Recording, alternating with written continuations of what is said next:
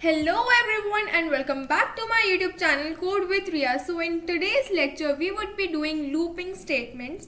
But before doing looping statements, let me give you the answer of the previous question that I've asked in the previous video. So this was the homework question that has to be done by you.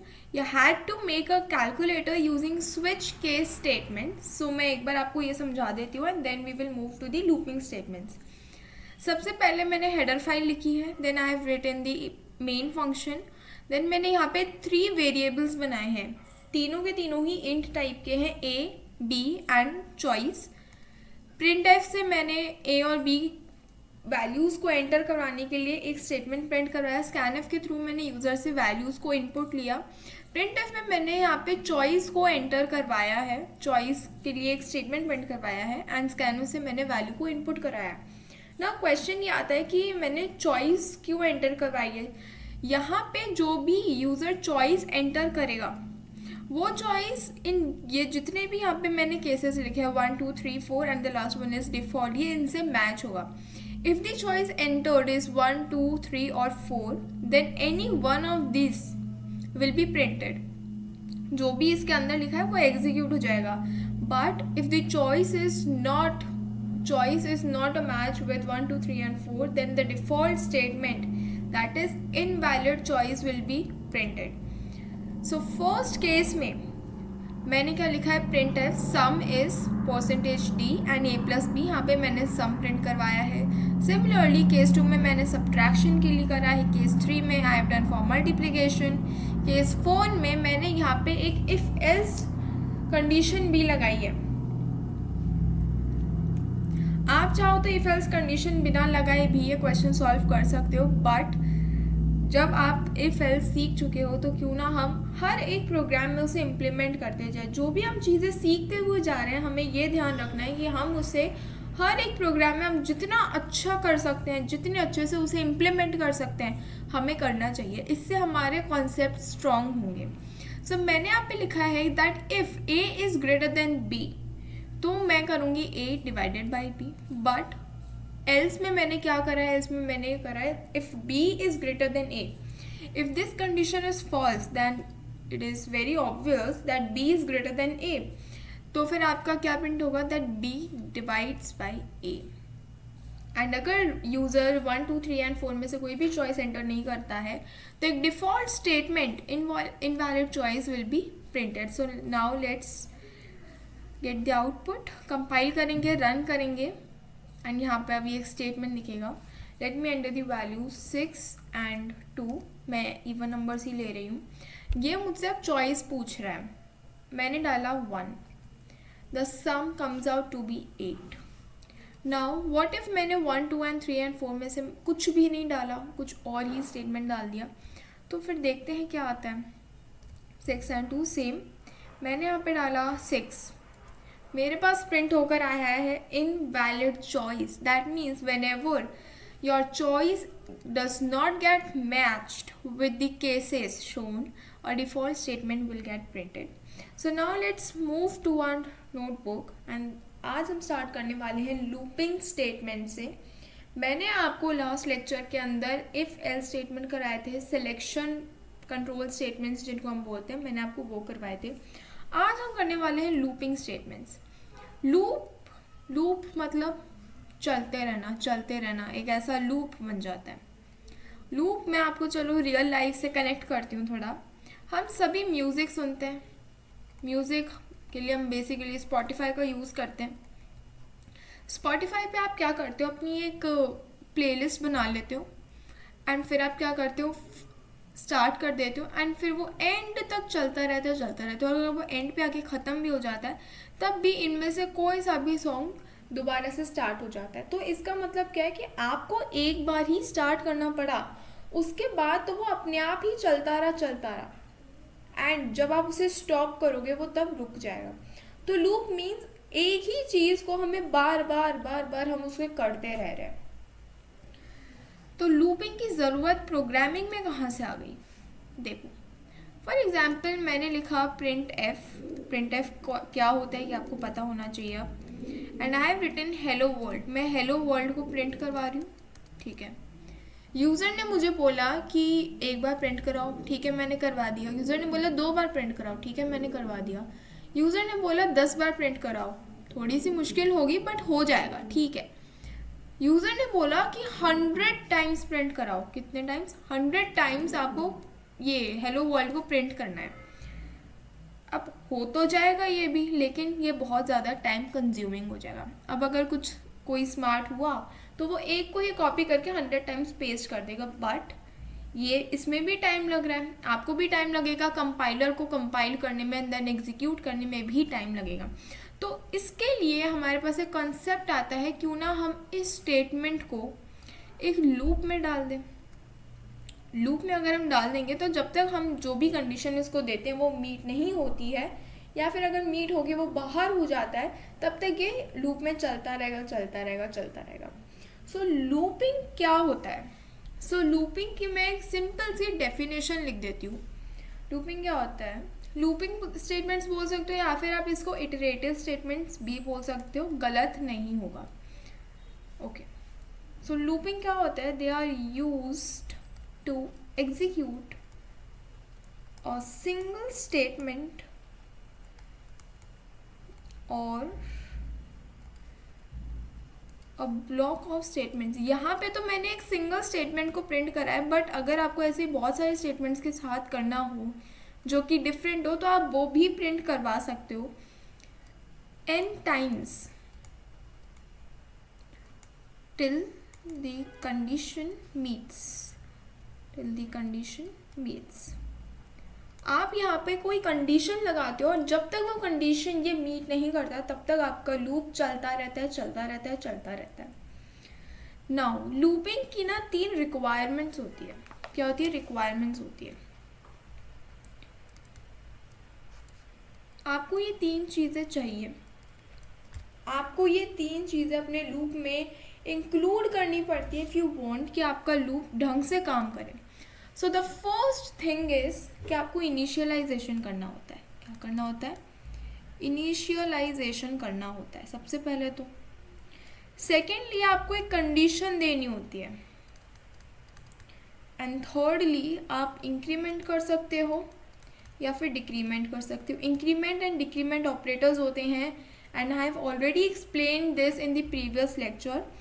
मैं जितने भी previous lectures हैं उन सभी का link description box में डाल दूंगी, so you can refer them. So initialization means कि मैंने यहाँ पे इंट आई बनाया, ये हो गया डिक्लेरेशन। अब इनिशियलाइजेशन मुझे इसको किसी वैल्यू से करना पड़ेगा या फिर किसी वेरिएबल से करना पड़ेगा। उस वेरिएबल की जो भी वैल्यू है वो मैं यूज़र से इनपुट लूँगी। सो फॉर एग्जांपल मैंने इसको इनिशियलाइज करा 1 से, इनिशियलाइज कर दिया। अब मुझे एक कंडीशन लगानी पड़ती है। कंडीशन फॉर एग्जांपल मैंने लगाई that i is smaller than equal to 10। इस कंडीशन का मतलब क्या है कि जो भी लूप में, जिस भी लूप में मैं ये कंडीशन लगाऊंगी वो लूप तब तक चलता रहेगा जब तक आई की वैल्यू 10 के इक्वल नहीं हो जाती। जैसे ही आई की वैल्यू 10 से ज़्यादा हुई तो ये लूप रुक जाएगा। और लास्ट एंड द लीस्ट जो चीज़ हम यूज़ करते हैं दैट इज़, या तो आप इंक्रीमेंट कर सकते हो या फिर आप डिक्रीमेंट कर सकते हो। Now let's start with the types of loops. Yes, ये 3 रिक्वायरमेंट, ये 3 चीज़ें आपको हर एक लूप में लगानी पड़ती हैं। आपके पास 3 तरीके के लूप्स होते हैं। कितने टाइप्स के लूप्स होते हैं? 3 टाइप्स के होते हैं। First is the while loop, second loop आपका आता है डू व्हाइल लूप, एंड जो थर्ड आता है दैट इज फॉर लूप। अब ऐसा मत सोचना कि तीनों लूप्स ही तो हैं, इन तीनों में से हम कोई भी एक कर लेंगे एंड हमें बाकी के 2 करने की ज़रूरत नहीं पड़ेगी, तो ऐसा नहीं होता है। यहाँ पे हर एक लूप का अपना ही एक इम्पॉर्टेंस होता है। सो अगर आप ये सोच रहे हो कि मैं एक लूप स्किप कर दूंगी या स्किप कर दूंगा, so don't think like this. तीनों का ही एक डिफरेंट फंक्शन होता है एंड तीनों के बारे में आपको पता होना चाहिए। एंड एक बहुत ही इंपॉर्टेंट बात, कभी कभार ना वाइल लूप और डू वाइल लूप के बीच में डिफरेंस पूछ लेते हैं। डिफरेंस भी पूछ लेते हैं, वाइवा में भी पूछ सकते हैं, तो ये आपके लिए इम्पॉर्टेंट होते हैं। सो मैं अब आपको वाइल लूप के बारे में बताती हूँ। वाइल लूप डेफिनेशन हर लूप के लिए सेम रहती है। मैंने यहाँ पे डेफिनेशन लिख दिया, it is for common loops. आप वही डेफिनेशन सेम अगर वाइल लूप में भी लिख दोगे तो कोई फ़र्क नहीं पड़ता है ना। वाइल लूप की ना एक स्पेशल बात है जो कि आपको पता होनी चाहिए, और वो स्पेशल बात ये है that it is a entry controlled loop. कैसा लूप होता है ये? एंट्री कंट्रोल्ड लूप होता है। अब मैंने यहाँ पे एंट्री कंट्रोल्ड क्यों लगाया, ये जब आप डू वाइल पढ़ोगे ये तब आपको समझ में आ जाएगा। एंट्री कंट्रोल मीन्स ऐसा आपके साथ होता है कि जब भी आप कॉलेज जाते हो तो सबसे पहले आपका आईडी कार्ड चेक होता है कि आपने आईडी कार्ड लगाया है या नहीं। इसका मतलब कि जब आप एंटर करते हो तो कंडीशन आ गई कि अगर आपने आईडी कार्ड वियर करा हुआ है, if you are having a ID card, तभी आप कॉलेज प्रेमिसेस के अंदर एंटर कर सकते हो, नहीं तो आप एंटर नहीं कर सकते हो। सो इसी को हम बोलते हैं एंट्री कंट्रोल लूप। सबसे पहले यहाँ पे कंडीशन चेक होती है, अगर कंडीशन मीट कर जाती है तब तो हम लूप के अंदर आ जाते हैं, नहीं होता है तो हम लूप के अंदर नहीं आ पाते हैं। सो सबसे पहले मैं इसका सिंटैक्स लिख देती हूँ। सिंटैक्स क्या होता है? सबसे पहले तो आप क्या कर रहे होते हो? इनिशियलाइजेशन। अब एक बात ना ध्यान रखना, मैंने ये 3 चीज़ें जिस फॉर्मेट में लिखी है, ज़रूरी नहीं है कि सबसे पहले मैं इनिशियलाइजेशन करूँ, फिर मैं कंडीशन दूँ, फिर ही मैं इंक्रीमेंट करूँ, ऐसा नहीं होता है। आप चाहो तो पहले कंडीशन भी दे सकते हो। ये तीनों लूप्स के अंदर 3 डिफरेंट जगह पर प्रेजेंट होते हैं। ये मैं तीनों साथ में भी कर सकती हूँ, हो सकता है कि मैं कुछ बाद में कर दूँ, कुछ पहले कर दूँ। सो ऐसा नहीं सोचना है कि सबसे पहले इनिशियलाइजेशन ही होगा, देन कंडीशन ही आएगी एंड देन इंक्रीमेंट ही होगा, क्योंकि ये ज़रूरी नहीं होता है। इनिशियलाइजेशन करते हो आप किसका? Of counter variable. Counter variable क्या होता है? जो अभी अभी मैंने वेरिएबल आपको बना के दिखाया, जो कि आप अपने लूप में यूज़ करने वाले हो। This I over here is counter variable. अब ज़रूरी नहीं है कि बहुत सारी बुक्स में इंट आई, इंट जे, इंट के, आई जे के को मोस्टली लूप्स के लिए यूज़ कर रहे होते हैं, but it is not necessary कि आप सिर्फ आई जे और के ही यूज़ करो। आप P Q R A B C anything, कोई भी अल्फ़ाबेट को कुछ भी आप यूज़ कर सकते हो। सो यहाँ पे हम लिखते हैं वाइल एंड इसके अंदर हम लगाते हैं कंडीशन। कंडीशन हम इसके अंदर लिखते हैं एंड देन हम कुछ स्टेटमेंट्स लिखते हैं जो कि हम प्रिंट करवाना चाहते हैं। एंड देन यहाँ पे एंड में हम क्या लिख रहे होते हैं? आई प्लस प्लस लिखते हैं, या फिर आप इंक्रीमेंट लिख सकते हो, या फिर आप डिक्रीमेंट लिख सकते हो। इंक्रीमेंट या डिक्रीमेंट 1 से भी हो सकता है, 2 से भी हो सकता है, 3 से भी हो सकता है, बट मेक श्योर कि आप लिखना आपको ज़रूरी है। सो मैं आपको वाइल लूप का एक एग्जाम्पल सा बता देती हूँ। बहुत ही ईजी होता है, बहुत बार क्वेश्चन पेपर्स में आता है, मिड टर्म्स हो गए आपके, उसमें तो स्पेशली आ जाता है। क्वेश्चन 1 क्या है कि आपको 1 से लेकर 10 तक नंबर्स को क्या करना है? प्रिंट करना है। अब कुछ लोग जिनको लूप नहीं आता होगा, वो लोग क्या करेंगे कि वो बार बार प्रिंट एफ लिख कर 1 2 3 4 ऐसे लिख सकते हैं, बट उससे आपकी प्रॉब्लम सॉल्व नहीं होती है। आपको इसको करना है किसकी मदद से? लूप की मदद से। तो मैं अभी पूरा नहीं लिख रही, मैं सिर्फ इस फॉर्मेट में सिंटैक्स में ये वाला प्रोग्राम कैसा दिख रहा होगा मैं वैसे लिख रही हूँ। सो स्टार्ट करते हैं। ब्लू ले लेते हैं। सो सबसे पहले मैंने किया काउंटर वेरिएबल का इनिशियलाइजेशन, ठीक है। देन मैंने लिखा वाइल एंड देन मैंने लगाई condition that i is smaller than equal to 10, क्योंकि मुझे 1 से लेकर 10 नंबर्स प्रिंट करने हैं, तो मुझे आई को 1 से स्टार्ट करना पड़ेगा। एंड क्योंकि मैं चाहती हूँ कि 10 भी प्रिंट हो, इसलिए मैंने यहाँ पे इक्वल टू का साइन लगाया है। अब हम इसके अंदर आ जाएंगे। अब हम करेंगे प्रिंट एफ। प्रिंट एफ में अगर आप कोई मैसेज भी प्रिंट करवाना चाहते हो तो करवा सकते हो, बट आप अगर 1 to 10 नंबर्स ही आपको बोला है कि आप प्रिंट कराओ, तो लूप के अंदर तो आई वुड से कि स्टेटमेंट लिखना आपको थोड़ा अवॉइड करना चाहिए, वरना कंप्यूटर में या फिर लैपटॉप में तो आप कर सकते हो, but when it comes to copy तो वही चीज़ आप जब बार बार लिखते हो तो आपको ही लगता है यार मैं बाहर ही लिख देता स्टेटमेंट, अंदर लिखने की क्या ज़रूरत थी। तो ऐसा मेरे साथ हो चुका है। एंड यहाँ पे हम क्या क्या करेंगे, i+1 कर सकते हो या फिर आप क्या कर सकते हो, i++ भी कर सकते हो, दोनों ही सेम है। तो मैंने यहाँ पे सबसे पहले इनिशियलाइजेशन करा है, देन मैंने यहाँ पे कंडीशन लगाई है, देन मैंने यहाँ पे इंक्रीमेंट करा है। आप डिक्रीमेंट भी कर सकते हो। डिक्रीमेंट आप कब करोगे, किस केस में करोगे, वो भी हम बात करेंगे। सो इसका जो आउटपुट आ रहा होगा वो कुछ इस तरीके से आएगा, 1 2 3 4 5 6 7 8 9 10। आउटपुट तो आ गया, लेकिन इसने काम कैसे करा मैं आपको ये समझाती हूँ। सबसे पहले यहाँ पे i की वैल्यू है 1, is 1 smaller than 10। Condition true हो गई, हम इस लूप के अंदर आ गए। लूप के अंदर आते ही printf हो गया %d।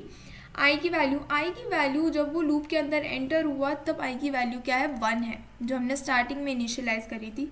तो i is equals to 1, that is 1 यहाँ पे प्रिंट होकर आ गया। अब जब ये नेक्स्ट लाइन पे मूव करेगा तो i की वैल्यू i+1 मैंने लिख रखा है, तो i की वैल्यू तो ऑलरेडी 1 है। 1 + 1 कितना हो जाएगा, 2 हो जाएगा। एंड ये 2 इस वाले i में जाके क्या हो जाएगा, सेव हो जाएगा। अब ये 2 बाहर जाएगा, बाहर गया, इसने वापस से बाहर नहीं जाएगा, ये वापस से क्या करेगा, कंडीशन चेक करेगा, इज़ 2 स्मॉलर देन 10 इक्वल। अभी मैं नहीं लगा रही, चलो ठीक है। क्या ये कंडीशन ट्रू है, हाँ कंडीशन ट्रू है, तो ये वापस से अंदर आएगा। वापस से अब i की वैल्यू कितनी हो गई, 2, ये 2 को प्रिंट करवा देगा। देन इसकी वैल्यू बढ़ के 3 हो जाएगी। देन 3 से वापस से आपकी कंडीशन चेक होगी, कंडीशन ट्रू है, तो यहाँ पे अब क्या प्रिंट होगा, 3 प्रिंट हो रहा होगा, वो ये रहा। एंड देन ये होते होते 9 तक आ जाएगा। 9 आ गया, अब i की वैल्यू कितनी हो गई, 9। मैं इसको रब कर देती हूँ।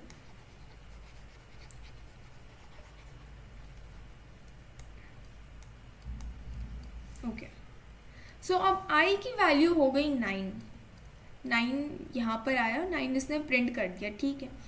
यहाँ पे जब ये आया तो ये हो गया i is to i+1, that is 9 + 1 10 किस में चला गया, i में चला गया। अब कंडीशन वापस से चेक हुई। कंडीशन क्या कहती है, that i should be smaller than equal to 10। Smaller तो नहीं है लेकिन इक्वल है, तो यहाँ पे आपका 10 प्रिंट हो जाएगा। अब यहाँ पे आके वापस से वैल्यू बढ़कर क्या हो गई, 10 + 1 दैट इज 11 हो गई आपकी i की वैल्यू। अब ये वापस से कंडीशन चेक करेगा, क्या 11 10 से छोटा है या फिर इक्वल है। यहाँ पे आपकी कंडीशन हो जाती है false. And at this stage आपका जो लूप है वो हो जाएगा एग्जिट। एंड इसके नीचे जो भी स्टेटमेंट्स अगर आपने लिख रखे तो वो क्या हो जाएंगे, एग्जीक्यूट हो जाएंगे। सो कभी कभार वाइवा में क्वेश्चन पूछा जाता है कि जब आप लूप को एंड कर रहे होते हो तो लास्ट में i की वैल्यू क्या होती है। अब बच्चे क्या बोलते हैं कि जो लास्ट में वैल्यू हमने प्रिंट कराई है वही वैल्यू तो होगी, लेकिन वो भूल जाते हैं कि उन्होंने इंक्रीमेंट भी लगा रखा होता है। इंक्रीमेंट या फिर डिक्रीमेंट उन्होंने लगा रखा होता है, तो वो भूल जाते हैं। तो इसका मतलब कि जब i की वैल्यू 11 है तब जाके आपका जो लूप है वो क्या होगा, टर्मिनेट होगा।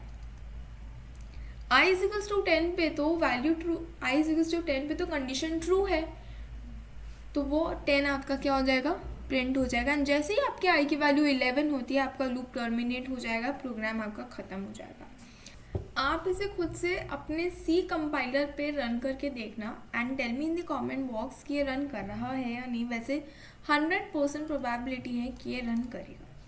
Okay, now let's move to the next question.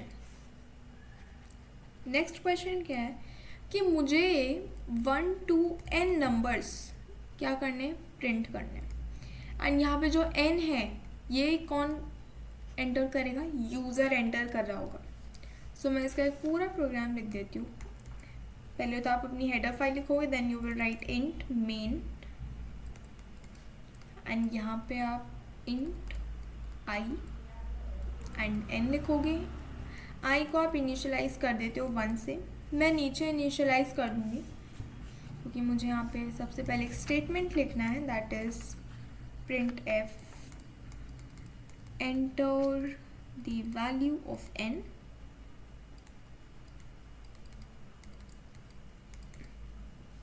इसका कोई मतलब नहीं है। स्कैनफ लिखेंगे। मेक श्योर कि जब मैं प्रोग्राम लिख रही हूँ तो आप भी कोशिश करो प्रोग्राम खुद से लिखने की, क्योंकि जब हम खुद से लिखते हैं तब हमें चीज़ें ज़्यादा अच्छे से याद हो रही होती हैं। यहाँ पे मैंने काउंटर वेरिएबल को इनिशियलाइज कर दिया है। Now I will write while i is smaller than equal to n। n यहाँ पे वो नंबर है जो कि यूज़र एंटर करेगा जहाँ तक मेरे को प्रिंट करवाना है। And then I will do, यहाँ पे हम एक प्रिंट f%d एंड मैंने यहाँ पे \n भी लगाया है। \n आपको यहाँ भी लगाना होगा, वरना ये नेक्स्ट लाइन में नहीं मूव करेगा। ये ऐसे कुछ इस तरीके से आएगा जो कि आपको समझ नहीं आ पाएगा। तो ये वाला वे ज़्यादा बेटर रहता है। या फिर आप चाहो तो \t भी यूज़ कर सकते हो, जिससे आपके दो नंबर्स के बीच में कुछ स्पेस देखने को मिल जाता है। एंड यहाँ पे आप क्या लिखोगे, i। नेक्स्ट लाइन में आप क्या करोगे, दैट i++ कर सकते हो या फिर i = i+1 कर सकते हो। दोनों ही वेज करेक्ट है। यहाँ पे एंड करके you will right return 0 and यहाँ पे आपका प्रोग्राम ख़त्म हो जाएगा। एंड जब ये रन करेगा तो इसका जो आउटपुट होगा वो कुछ इस तरीके से आएगा, that enter the value of n की वैल्यू फॉर एग्जांपल मैंने एंटर करी 6, तो ये वाइल लूप स्टार्ट हो जाएगा क्योंकि i की वैल्यू मैंने इनिशियलाइज कर रखी है 1 से। If you want to print from 0 तो आपको i की वैल्यू 0 से इनिशियलाइज करनी होगी। Then 1 is smaller than equal to 6, 1 is smaller than equal to 6, तो यहाँ पे ये कंडीशन ट्रू होती है एंड ये इस लूप के अंदर एंटर हो जाएगा। यहाँ पे %d मैंने ऑलरेडी लिखा हुआ है, दैट इज़ यहाँ पे i की वैल्यू प्रिंट होकर आ जाएगी 1 एंड फिर ये मूव कर जाएगा नेक्स्ट लाइन पे। यहाँ भी नेक्स्ट लाइन एंड यहाँ भी नेक्स्ट लाइन। यहाँ पे क्या होगा, i++, दैट इज़ i की वैल्यू पहले क्या थी 1 प्लस होके क्या हो जाएगी 2 हो जाएगी। 2 से फिर ये वापस से कंडीशन चेक करेगा, कुछ इस तरह से लिखेंगे हम, ये कंडीशन भी ट्रू है तो आपका अब क्या होगा 2 प्रिंट हो जाएगा। ऐसे ही करके आपका 5 तक प्रिंट होगा एंड देन जब आप प्लस करोगे तो आपकी i की वैल्यू हो जाएगी 6। यहाँ पे मैंने क्योंकि इक्वल टू लगाया हुआ है तो ये भी कंडीशन ट्रू हो जाती है एंड आपका 6 प्रिंट हो जाएगा। क्वेश्चन आपसे अगर पूछा जाए कि जब ये लूप एग्जिट होगा तब i की वैल्यू क्या होगी, 2 मिनट सोचना एंड फिर बोलना दैट i की वैल्यू कितनी होगी, 7 होगी। तो जब i की वैल्यू 7 होगी तभी आपकी जो कंडीशन है वो फॉल्स हो जाएगी, तभी आपका लूप स्टॉप हो जाएगा। Now let me give you a homework question. आज हमने वाइल लूप कर लिया है ऑलमोस्ट। मैं आपको एक होमवर्क क्वेश्चन देती हूँ, उसको करने के 2 तरीके हैं, आप किसी से भी कर सकते हैं। And in the next lecture जहाँ पे हम डू वाइल लूप को समझने वाले हैं वहाँ पे मैं उसका आंसर आपको प्रोवाइड करूँगी। सो होमवर्क क्वेश्चन क्या है, that you have to print the table of 2। आपको क्या करना है, आपको 2 की टेबल प्रिंट करवानी है। अब आपके पास 2 ऑप्शंस हैं। क्या ऑप्शंस है, या तो आप सिंपली 2, 4, 6, 8 प्रिंट करवाओ, या फिर आप 2 × 1 इज इक्वल टू 2। आप इस तरीके से भी प्रिंट करवा सकते हो, ऐसे भी प्रिंट करवा सकते हो, ये आपके ऊपर मैंने छोड़ दिया। मैं इन दोनों को ही किस तरीके से लिखते हैं ये मैं आपको नेक्स्ट लेक्चर में बताऊंगी। एंड सेकंड क्वेश्चन आपके पास होमवर्क में है, प्रिंट नंबर्स फ्रॉम 10 to 1। वैसे अगर आपने आज का लेक्चर अच्छे से सुना है तो सेकंड का आंसर तो मैं आज अपने लेक्चर में दे ही चुकी हूँ। फर्स्ट वाला भी इजी है, डिफ़िकल्ट नहीं है। आपको दोनों ही क्वेश्चंस ट्राई करने हैं एंड ट्राई करके कमेंट बॉक्स में इनका आंसर ज़रूर डालना। So yeah that's all for today. Subscribe my channel if you are new to my channel and don't forget to hit the bell icon. Thanks for watching the video. Stay happy and stay safe. Meet you in the next video.